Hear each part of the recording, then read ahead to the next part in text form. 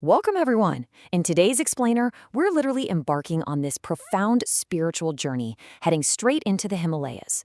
We're going to explore a place that's it's shrouded in absolute reverence and mystery. We're unpacking the ancient beliefs surrounding the legendary Muktinath temple. Now, right off the bat, I want you to ask yourself, can bathing in a specific place actually grant you salvation? Just pause and really think about the sheer stakes of that proposition. Because, we aren't just talking about a refreshing swim here. We're talking about a real, physical location on Earth that promises ultimate spiritual liberation. It's a massive, massive claim, and we're going to map out exactly how this incredible journey is set to work. Okay, let's dive into this. Part 1, the quest for salvation. So at the absolute core of this whole journey is this concept called moksha. Basically, moksha is the idea of ultimate salvation or, complete and total spiritual liberation. The source material we're looking at today points to this really profound, deeply ingrained human desire to reach this elusive state. And it totally elevates everything we're about to explore from just, a simple physical trek into something that carries some incredibly heavy spiritual weight. And that brings us right to our next section, Nepal's sacred Muktinath temple. So we're shifting from that massive, kind of abstract concept of moksha down to a very real, tangible place. We're talking about the Muktinath temple, located in Nepal. This is the literal earthly destination where it's believed that this ultimate salvation can actually be achieved. Honestly, it's just this breathtaking location, perfectly nestled high up in the mountains. And it's not just some random, isolated spot in the mountains. The texts tell us it is, quote, one of the major temples of the Vaishnava sect, unquote.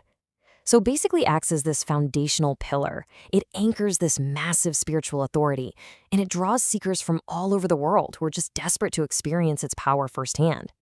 Let's keep moving. Section 3, bathing beneath 108 mouths. I want you to just visualize this number for a second. 108. Imagine the perimeter of this sacred space being surrounded by exactly 108 of these specific structures. The sheer scale and, the meticulous uniformity of it all, it's designed to be entirely awe-inspiring. So what are they? Well, these structures are cow mouths, which are also known as gomuks. All 108 of these identically shaped structures are arranged perfectly around the perimeter of the temple. And get this, they aren't just static statues. They're continuously pouring out holy water all around this sacred space, which creates this incredibly immersive, flowing environment. The ritual described in the source is actually a super direct spiritual cause and effect. Step 1, holy water falls continuously from these 108 cow mouths. Step 2, bathing in that falling water leads to salvation. That's it. The literal physical act of stepping under these gomuks and letting that freezing mountain water wash over you is the exact mechanism believed to grant that ultimate prize of moksha. It's wild to think about. All right, which brings us to our final section, washing away negative karma. Let's move to the front of the temple and see how this builds. Shifting our focus away from the perimeter, we find a second major geographic feature, which consists of two distinct holy water ponds located right in front of the temple. Now, these definitely aren't just decorative landscaping elements welcoming you in. They hold a deeply powerful spiritual purpose that's entirely separate from the 108 cow mouths we just talked about.